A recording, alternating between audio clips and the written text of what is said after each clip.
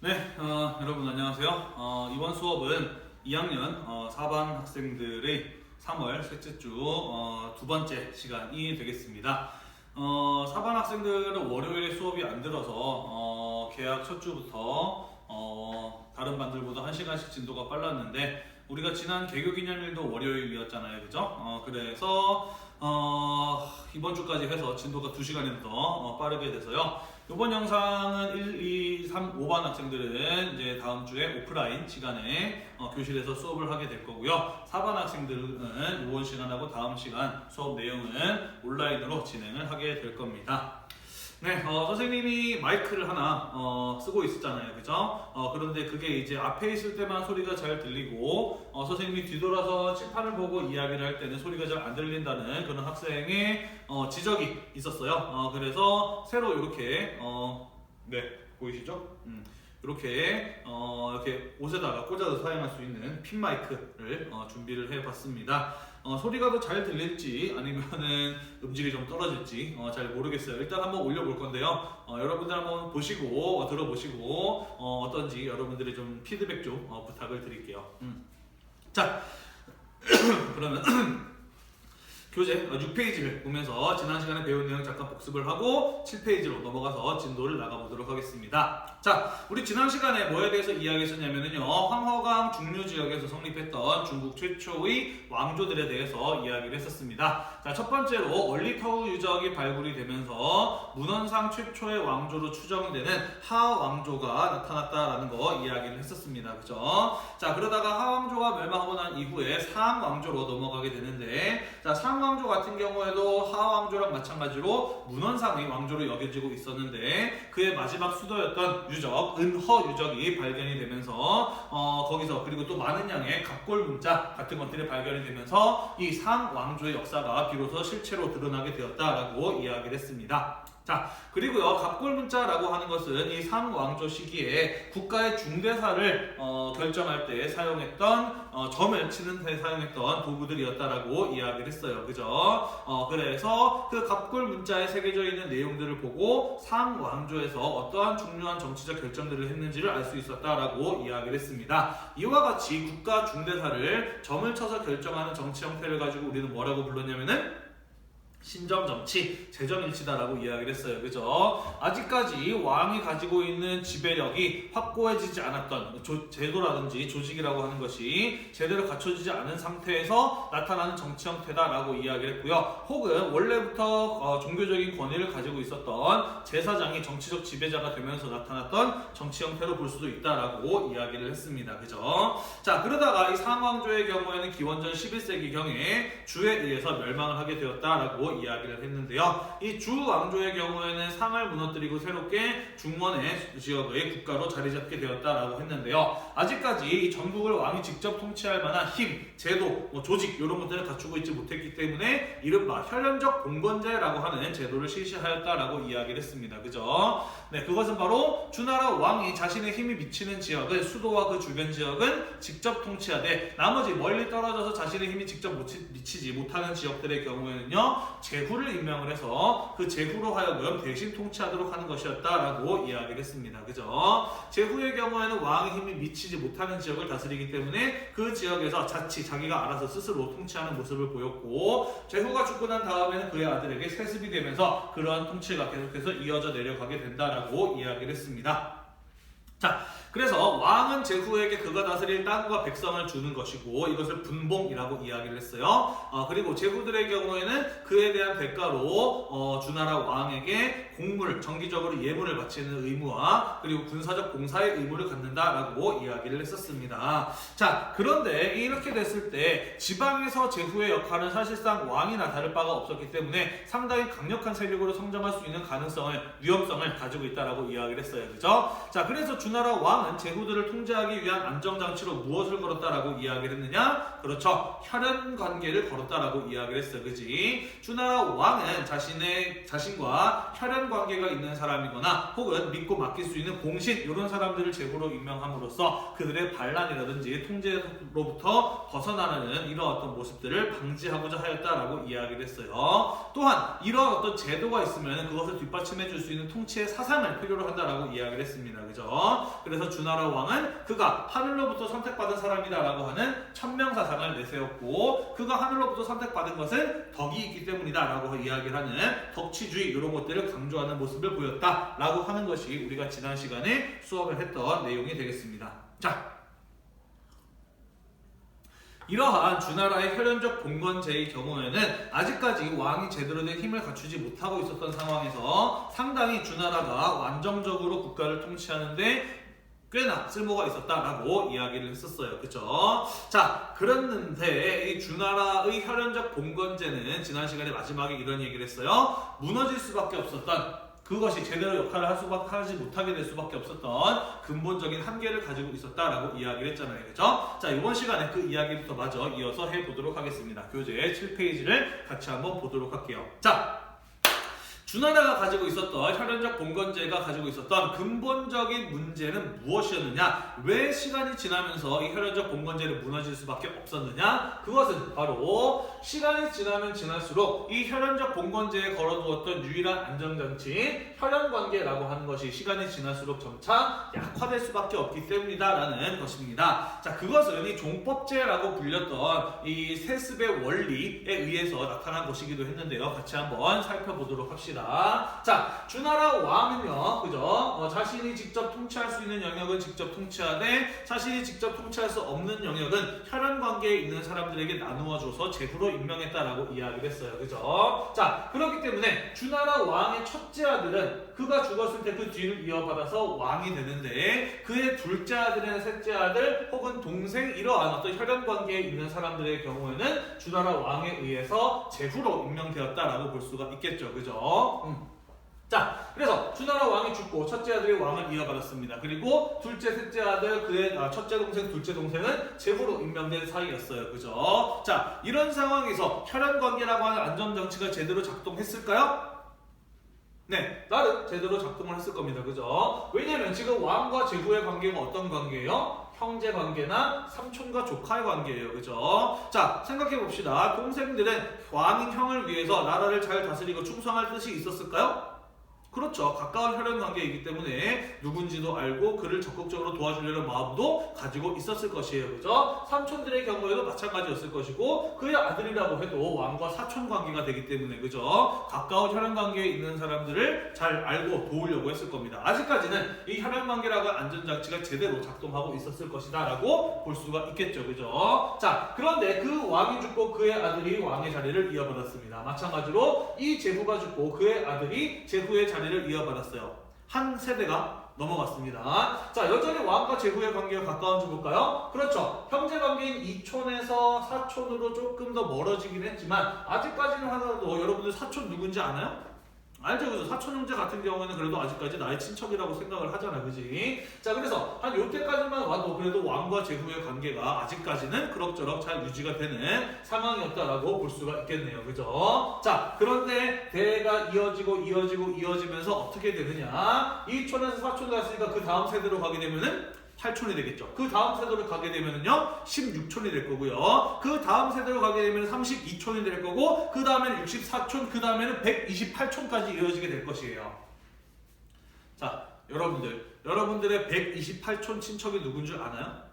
몰라요. 그죠? 시간이 지나면서 촌수가 이렇게 128촌까지 벌어지게 되면 사실상 뭐나 다름없으니까 그렇죠. 너무나도 먼 친척이면 사실상 남남이나 다를 바가 없어요. 그죠? 자, 그러면서 왕과 제후 사이의 혈연관계가 약화되었다라는 것입니다. 그것은 왕과 제후의 관계뿐만 아니라 제후와 제후의 관계도 마찬가지예요. 처음에는 형제라든지 삼촌으로 출발했지만 이 역시 세대를 거듭하면서 촌수가 굉장히 멀어지게 되면서 사실상 남남이나 다를 바가 없는 그러한 상태가 되어버린다라는 것이죠. 그죠? 자, 따라서 이 주나라 초기에 꽤나 나라를 안정시키는데 유용하게 쓸모가 있었던 혈연적 봉건제라고 하는 것은 시간이 지나면서 어떤 문제점을 나타나게 되는 것이냐? 시간이 지날수록 제후의 왕에 대한 충성심은 더욱더 약화될 수밖에 없었다라는 것이죠. 그리고 제후와 제후 사이의 결속력 역시 약화될 수밖에 없었다라는 것이죠. 그러면서 제후들의 경우에는 결국 자기가 통치하는 지역에서 독립적인 세력으로 성장을 하게 된다, 자립성이 강화된다라는 이런 결과를 가져오게 되었다라는 것이에요. 자,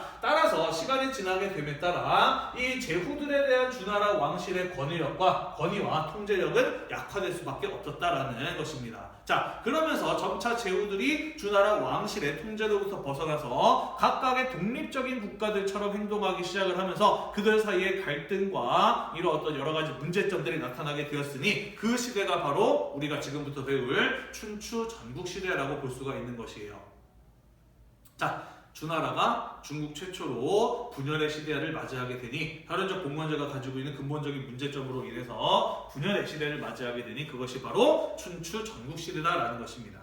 이해가 되시죠? 자, 그러면 이 춘추 전국시대는 어떻게 시작이 되었으며 어떠한 모습이 나타나는지 춘추시대와 전국시대로 나누어서 같이 한번 살펴보도록 하겠습니다. 자, 첫 번째 이 춘추시대의 시작을 알리는 사건은요, 바로 기원전 770년경에 있었던 주의 동천이라고 하는 사건이었어요. 자, 우리 수도를 옮기는 거 한자로 뭐라고 이야기를 하죠? 천도라고 이야기를 하죠. 그죠? 그래서 동천이라고 하면 무엇을 뜻하는 것이냐면은 수도를 동쪽으로 옮겼다라는 것을 말하는 것이거든요. 자, 주나라가 수도를 어디에서 어디로 옮겼느냐? 원래 황허강 중류 지역에 있었던 호경이라고 하는 것이 주나라의 수도였는데 북방에서 유목민족인 견융족이라고 하는 세력들의 침입을 받게 되면서 수도가 호경에서 나급으로 옮겨가게 되었다라고 합니다. 그게 바로 주의 동천이라고 하는 사건이거든요. 자, 이와 관련해서 재미있는 일화가 전해집니다. 참고삼아 간단하게 좀 이야기를 보도록 할게요. 자, 당시 호경을 다스리고 있었던 주나라의 왕은 유왕이라고 하는 사람이었는데요. 그는 포사라고 하는 여자를 사랑을 하고 있었다라고 합니다. 자, 이 포사라고 하는 여자는요, 정식 부인이 아니라 애인이었어. 그러니까 옛날 말로 하자면 첩이라고 보실 수가 있겠습니다. 자, 이 포사라고 하는 여자는 어떠한 특징을 특징을 가진 캐릭터냐면요, 이런 사람이요, 굉장히 예쁜 여자였다고 해요. 미인이었다라고 했는데, 그런데 결코 웃는 일이 없는 늘 시크한 표정에 무표정한 표정이었던 그런 여성이었다라고 합니다. 자, 그래서 주나라의 유왕은 어떻게 하면 내가 사랑하는 여자인 이 포사를 웃길 수 있을까를 늘 고민했었다라고 이야기를 해요. 자, 그런데 주나라 왕들의 경우에는요, 봉화를 가지고 있었습니다. 봉화 뭔지 알죠? 그죠? 적이 침입해 왔을 때 불을 피워가지고 불과 연기로 나라의 위급함을 알리는 통신수단을 가지고 우리는 봉화라고 이야기를 하잖아요. 그죠? 주나라 왕은 저마다 봉화를 가지고 있었습니다. 왜 그랬냐면 우리가 지난 시간에 배웠다시피 제후들의 경우에는 왕에 대한 군사적 봉사의 의무를 가지고 있었다라고 이야기를 했잖아요. 그죠? 그래서 주나라 왕이 위험에 처했을 때 이 제후들의 경우에는 군대를 끌고 와서 주나라 왕을 보호해야 할 그런 의무를 가지고 있었습니다. 그래서 그것을 알리기 위해서 주나라 왕들은 저마다 봉화를 가지고 있었는데요. 어느 날 이 봉화를 담당하는 사람의 실수로 적이 쳐들어오지 않았는데도 봉화에 불이 붙었다라고 합니다. 자, 그래서 봉화에 불이 붙어서 불과 연기가 막 피어오르니까 제후들의 경우에는 큰일이 난 줄 알고 군대를 이끌고 호경으로 막 달려왔어요. 그래서 궁전으로 들어와서 유왕을 보면서 전하 이게 무슨 일입니까? 하고서 헐레벌떡 달려왔는데 사실은 미안해, 봉화지기가 실수로 적이 쳐들어오지 않았는데 불이 붙어버렸네, 오느라고 고생했어 라고 이렇게 이야기를 했답니다. 자, 그래서 굉장히 큰일 날 줄 알고 헐레벌떡 달려왔던 제후들이 벙찐 표정을 지었는데 그때 그 모습을 본 이 포사라는 여자가, 늘 웃지 않았던 이 포사라는 여자가 비로소 피식하고 웃었다라고 합니다. 네, 그 모습을 보면서 유왕은 굉장히 기뻐했다라고 하고요, 제후들의 경우에는 굉장히 어처구니 없었다라고 하죠. 어처구니 없어 했었다라고 합니다. 그래서 제후들은 적이 쳐들어오지 않았는데 이 왕이 자기가 사랑하는 여자를 웃기려고 봉화에 일부러 불을 붙인 거 아니냐라는 그런 어떤 의심을 하게 됩니다. 자, 그 뒤에 어떤 일이 벌어지게 되었다라고 하느냐. 자, 이 유왕이 포사를 너무나도 사랑한 나머지 자기의 정식 부인인 왕비의 아들, 그의 아들이 원래 태자라고 하는 태자가 있었어요. 다시 말이 좀 꼬이는데 신후라고 하는 선생님 이름이 비슷한데요. 왕비가 있었고 그의 아들인 의구라는 사람이 원래는 자기 뒤를 이어받을 태자였어요. 그런데 이 유왕이 포사라는 자신의 첩을 너무나 사랑한 나머지 왕비의 아들 아들인 태자가 아니라 포사의 아들을 자기 뒤에 이를 왕으로 태자로 다시 임명하려고 했습니다. 자, 그러자 왕비와 그의 아들인 태자 그리고 왕비의 아버지 역시 굉장히 화가 나게 되었다라는 것이죠. 자, 그래서 이 유황을 몰아내기 위해서 북방 유목민족인 견융족을 끌어들여서 호경을 공격했다라고 하고요. 호경은 결국 이 견융족의 공격에 의해서 초토화되는 결과를 가져오게 되었다라고 합니다. 자, 그러면서 뭐 포사는 견융족에게 잡혀갔다라고 하고요. 이렇게 이제 이야기가 끝이 나게 됩니다. 뭐 실제로 이런 일이 있었는지 없었는지 모르겠지만 아무튼 공식적인 역사적 기록에 적혀 있었던 사건이었습니다. 자, 그래서 견융족의 침입에 의해서 호경이 초토화되고요. 주나라는 수도를 결국 호경에서 나급으로 옮길 수밖에 없었다라는 그런 이야기가 전해져 내려오고 있습니다. 자, 이 사건은 무엇을 의미하는 것이냐? 봅시다. 자, 왕과 제후 사이의 혈연 관계가 약화되면서 제후의 독립성이 점차 커져가고 있는 상황이었어요. 하지만 그럼에도 불구하고 아직까지는 이 왕의 힘이 제후들의 힘보다 훨씬 더 강했기 때문에 그 힘을 바탕으로 주나라 왕실의 권위와 힘을 실질적으로 발휘할 수가 있었던 것입니다. 자, 그런데 지금 수도가 초토화돼서 다른 곳으로 수도를 옮겼어요. 이거는 사실상 나라가 거의 망했다라고 하는 수준의 피해를 입은 사건이라 다를 바가 없는 것이거든요. 따라서 이 사건으로 말미암아서 주나라 왕실의 국력이 크게 약화되었다라는 것이죠. 그래서 지금까지는 혈연 관계가 약화되었어도 주나라 왕실이 가지고 있는 실질적인 힘을 바탕으로 제후들을 통제하고 있었는데 이 주의 동천이라는 사건으로 말미암아 주나라 왕실이 가지고 있는 힘이 크게 약화되면서 그가 직접 통치하는 영역이 훨씬 작아지게 되면서 그의 신하인 제후들이 다스리는 땅보다 작거나 그와 비슷한 수준으로 크게 그 영역이 힘이 줄어들게 되었다라는 것이에요. 이해되시죠? 자, 그래서 주나라 왕은 비록 혈연 관계가 약화되었어도 그가 가지고 있는 힘으로 지금까지 제후들을 통제하고 있었는데 이제는 힘으로도 제후들을 통제할 수 없는 상황이 벌어지게 되었다라는 것입니다. 그러면서 진짜로 이 제후들의 경우에는 각각의 독립적인 국가들처럼 행동을 하기 시작하였으니 그래서 그게 바로 춘추시대의 시작을 알리는 사건이었다라는 것이에요. 이해가 되셨나요? 자, 그래서 중국의 주나라는 여러 개의 제후국들로 분열이 되면서 중국 최초의 분열의 시대를 맞이하게 되었으니 그게 바로 춘추시대였다라는 것이에요. 자, 춘추시대의 모습 조금 이어서 더 살펴보도록 합시다. 자, 춘추시대는 나중에 이제 전국시대가 시작이 되는 기원전 403년 전까지를 춘추시대라고 이야기를 합니다. 자, 어떤 상황이었냐면요. 주나라 왕실이 있기는 하지만 그가 통치하는 영역은 얼마 되지 않았고요. 나머지 중국 땅들의 경우에는 수많은 제후들이 다스리는 나라로 분열된 상황이었다라고 합니다. 자, 그 수많은 제후들 가운데 힘이 강한 잘 나가는 5개의 제후국이 등장을 하게 되니 우리는 그들을 춘추시대 때 잘 나갔던 5개의 제후국이다 라는 의미에서 그들을 춘추오패라고 부릅니다. 자, 그리고 이 달라가 잘 나가는 5개의 제후국들은 다른 힘이 약한 제후국들하고 맹약을 맺고 주나라 왕실을 대신해서 이 중원 지역의 정치적인 상황, 정국을 주도해 나가는 모습을 보이게 됩니다. 뭔 소리인지 모르겠죠. 그죠? 하나씩 선생님이 설명을 해보도록 하겠습니다. 자, 일단은요, 춘추오패라고 하는 나라는 어떤 나라들이었냐면은 주나라를 제외한 진나라, 제나라, 오나라, 월나라, 초나라 진제, 초, 오월 이 5개의 제후국을 춘추오패라고 이야기를 합니다. 그리고 이들이 중심이 되어서 다른 힘이 약한 제후국들하고 동맹을 맺게 됩니다. 맹약이라고 하는 것은 뭐 동맹을 약속하다 뭐 이런 뜻이라고 보시면 될 것 같아요. 자, 왜 이들을 중심으로 힘이 약한 나라들이 동맹을 약속하는 이러한 모습들을 보이게 되었느냐? 혹시 방금 카메라에서 안 나왔습니다. 네.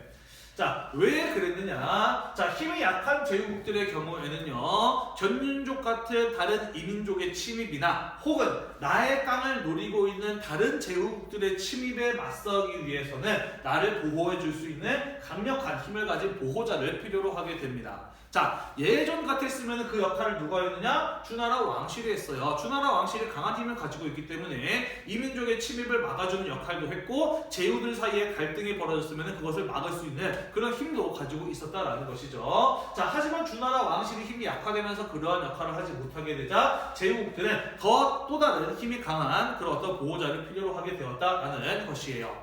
한편 힘이 강한 이런 제후들의 경우에는요, 다른 제후들과의 경쟁에서 승리해서 더 많은 통치의 영역을 갖고 더 많은 그런 어떤 권력을 가져나가기 위해서는 다른 경쟁자들보다 자신과 동맹을 맺은 더 많은 제후들의 나라를 필요로 하게 되었다라는 것이죠. 자, 그래서 힘이 강한 제후국들과 힘이 약한 제후국들의 이러한 이해관계가 맺어지게 되면서 떨어지게 되면서 맹약을 맺게 된다라는 것이죠. 다시 말해서 그 이전에 주나라 왕실이 하던 역할을 이 춘추 오패라고 하는 다른 제후국들이 수행을 해 나가게 되었다라는 것입니다. 이들은 강한 제후국들, 힘이 약한 제후국들을 보호해 주는 한편 다른 제후국들을 통제하고 지배해 나가는 그런 어떤 힘을 키워가고 있었다라는 것이에요.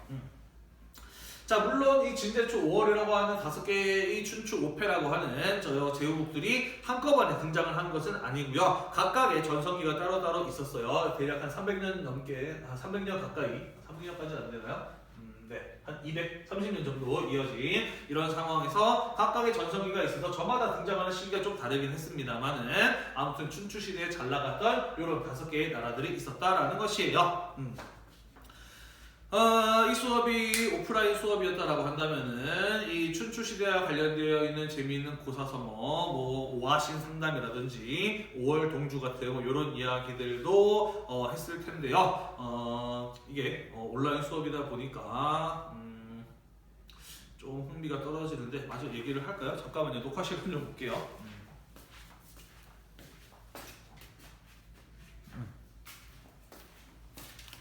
네, 시간이 한 21분 정도 지금 녹화가 진행이 되었는데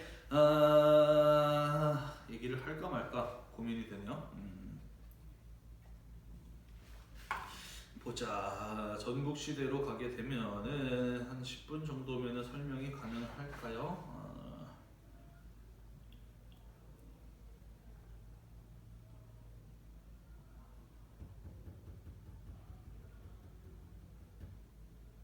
네. 고민되네. 자, 그래요. 4반 학생들 같은 경우에는 진도가 빠르고 또 다른 반들하고 좀 맞출 필요도 있고 하니까 그냥 간단하게 좀 이야기를 하고 넘어가도록 할게요. 아마 전국시대는 다음 시간에 수업을 해야 될 것 같은데.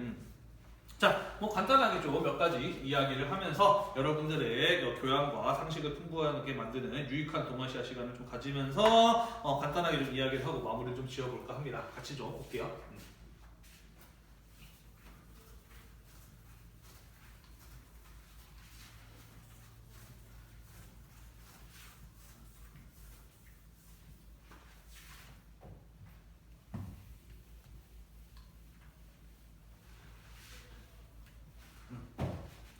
자, 뭔 얘기를 하려고 이렇게 뜸을 들였느냐? 여러분들 아는 학생들도 있고 모르는 학생들도 있을 텐데요. 그냥 간단한 이 춘추 전국시대와 관련된 재미난 이야기 한 개 정도 간단하게 소개를 하면서 수업을 마무리 지으면 딱 될 것 같아요. 자, 여러분들 사자성어 중에서 혹시 이런 거 들어봤나요?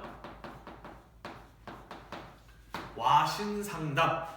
신상담, 눌, 와자, 그리고 장작나무 신자요, 그리고 할틀 상자, 쓸개 담자입니다. 장작나무 위에 눕고 쓸개를 핥는다라는 그런 뜻이거든요. 그냥 간단하게 어떤 일이 있었는지 이야기를 해보도록 하겠습니다. 자, 춘추 5패 가운데 유독 사이가 좋지 않은 두 나라가 있었어요. 그 나라는 바로 가까이 붙어있기도 했던 월나라와 오나라였습니다. 자, 그래서 이 월나라의 전성기를 이끌었던 구천이라고 하는 왕이 있었고, 그리고 마찬가지로 오나라에 잘 나가는 왕이었던 함녀라고 하는 사람이 있었어요. 그리고 이 둘의 대결에서 월나라 왕 구천이 승리를 거두게 됩니다.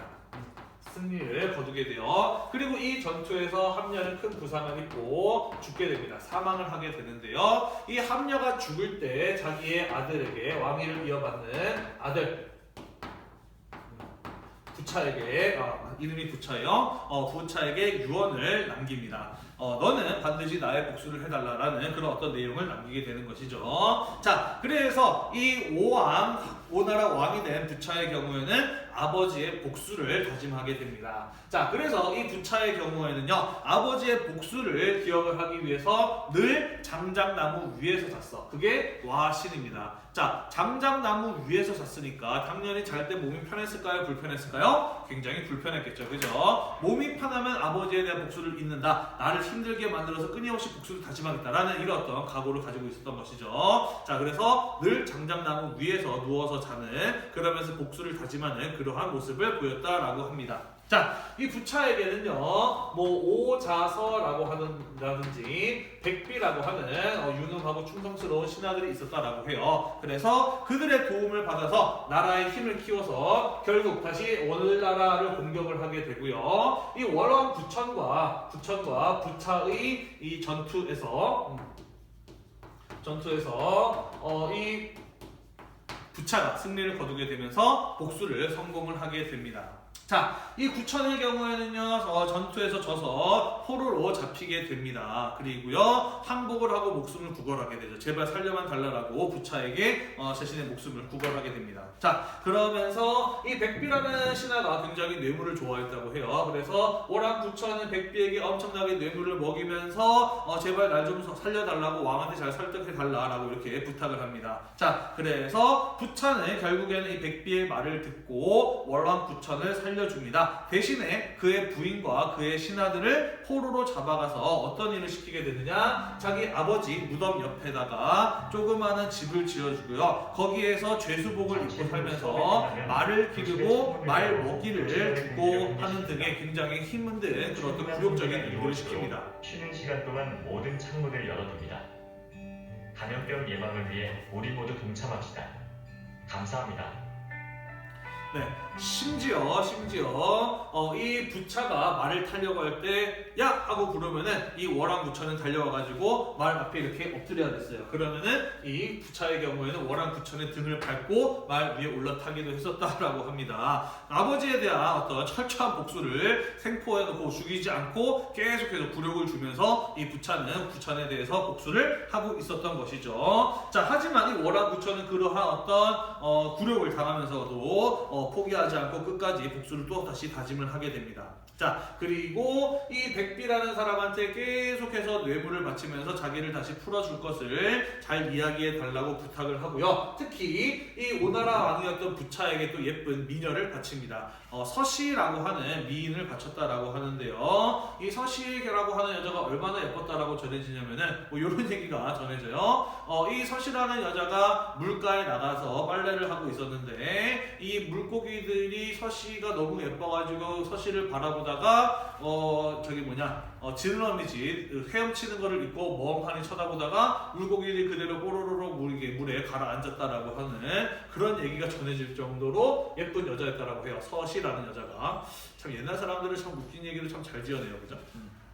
자, 아무튼 그래서 2년 동안 부차에게 포로로 잡혀 있으면서 굴욕을 당하다가 2년 만에 다시 월나라로 돌아오게 됩니다. 그리고요, 20년 동안 매일같이 자기 방에다가 곰의 쓸개를 달아놔요. 쓸개가 뭔지 알죠, 그죠? 우리 간 옆에 붙어있는 장기 중에 하나인데 굉장히 쓴맛이 난다고 해서 쓸개라고 합니다. 여러분들 먹어본 적은 없을 텐데요. 선생님 옛날에 회 먹다가 한번 쓸개를 잘못 씹었는데 입에 그 엄청나게 고통스러운 쓴맛이 도무지 없어지지 않아가지고 막 토하고 막 난리 났던 적이 있었거든요. 네, 엄청나게 그 쓸개를 항상 천장에다 매달아 놓고 지나다닐 때마다 그것을 핥으면서 내가 언젠가 복수하겠다라고 하는 그런 것을 다짐했다라는 거죠. 자, 그러다가 어떤 작업을 하게 되느냐, 이 오자서라고 하는 충신이 굉장히 유능한 사람이었는데요. 이 사람한테 계속해서 모함을 합니다.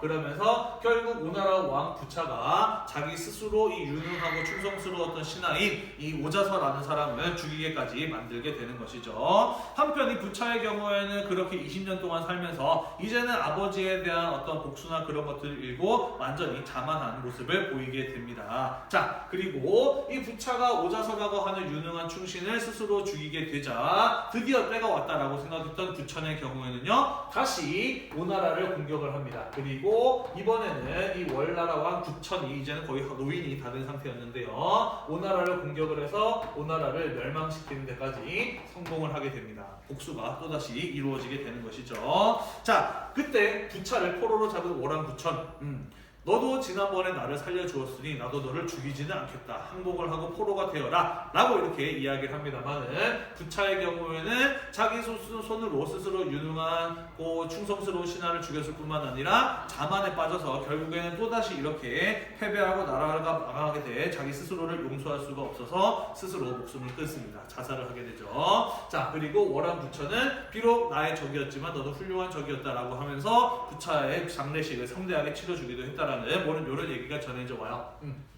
자, 그래서 와신상담이라고 하는 건 무엇이냐면요, 복수를 다짐했던 부차 그리고 이 복수를 다짐했던 월왕 부천의 행동을 말하는 것이었어요. 그래서 이 와신상담이라고 하는 사자성어는요, 비록 자신이 지금 굴욕적인 처지에 놓여 있긴 하지만 언젠가 자신이 성공할 것을 다짐하면서 끊임없이 복수의 칼날을 갈고 있는 상황, 그럴 때 우리는 와신상담한다라고 이야기를 해요. 이럴 때 쓰는 사자성어가 와신상담입니다. 자, 또 하나 사자성어 간단하게 이야기하면은요, 뭐 요런 게 있어요. 오월동주라고 하는 사자성어 있습니다. 자, 요런 역사를 겪었던 오나라 사람들하고 월나라 사람들, 굉장히 사이가 안 좋았겠죠. 끊임없이 자기들끼리 전쟁하고 서로를 죽였으니까, 그치? 자, 그런데 춘추시대 때 이런 일이 있었다라고 해요. 어떤 오나라 사람들하고 월나라 사람들이 강을 건너기 위해서 배를 탔는데, 처음에 배를 탈 때는 몰랐던 거야. 그런데 배를 타고 나니까 쟤네 월나라 사람이네, 쟤네 오나라 사람이네 라고 생각하면서 배 위에서 굉장히 험악한 분위기가 만들어졌었는데, 갑자기 바람이 거세게 불어서 배가 뒤집힐 위기에 처했었다라고 해요. 그러자 이 배에 함께 타고 있었던 서로를 미워했던 오나라 사람, 월나라 사람들이 일단은 살고 봐야 될 거 아니야, 그지? 그래서 그들이 함께 힘을 합해가지고 배의 균형을 잡아서 돛대를 펼치고 무사히 강을 건너갈 수 있었다라는 뭐 이런 얘기가 전해집니다. 네, 그래서 오월동주라고 한다면 오나라 사람, 월나라 사람들이 같은 배를 탔다라는 이런 뜻이에요. 직역을 하자면은. 그래서 내가 정말 미워하고 싫어하는 사람이지만은 공동의 목표를 달성하기 위해서 어쩔 수 없이 그와 함께 손을 잡는 상황, 이런 상황을 가지고 우리는 사자성어로 오월동주라고 이야기를 합니다. 네, 뭐 수업 내용하고는 별로 관계는 없었고 시험에도 나오지는 않겠지만은 여러분들의 교양과 상식을 풍부하게 만드는 유익한 동아시아 시간이라서 간략하게 이런 얘기 좀 해봤습니다. 지금쯤 30분이 넘었을 것 같은데 잠깐 시간 좀 볼까요? 네, 대략 시간이 한 32분 정도가 지났네요. 네, 오프라인 수업 시간이었으면은 이 뒤에 이제 전국시대까지 마저 이어서 진도를 쭉쭉 나갔을 텐데요. 4반 학생들 진도가 조금 빠르고 약간 다른 반들하고 진도를 맞추기 위한 노력도 필요한 시점이기도 하니까 오늘 수업은 여기까지 하고요. 다음 내용은 우리가 다음 시간에 온라인 수업에 마저 이어서 진행을 해보도록 하겠습니다. 물론 선생님은 좀 이따가 또 바로 녹화를 하긴 할 거예요. 아무튼 오늘도 여러분들 공부하느라 고생이 대단히 많으셨고요. 위드랑의 출첵 잊지 마시고 우리가 오늘 수업한 부분 교재 필기도 잊지 마시고요. 다음 시간에 우리 다시 만나도록 합시다. 수고했습니다. 안녕.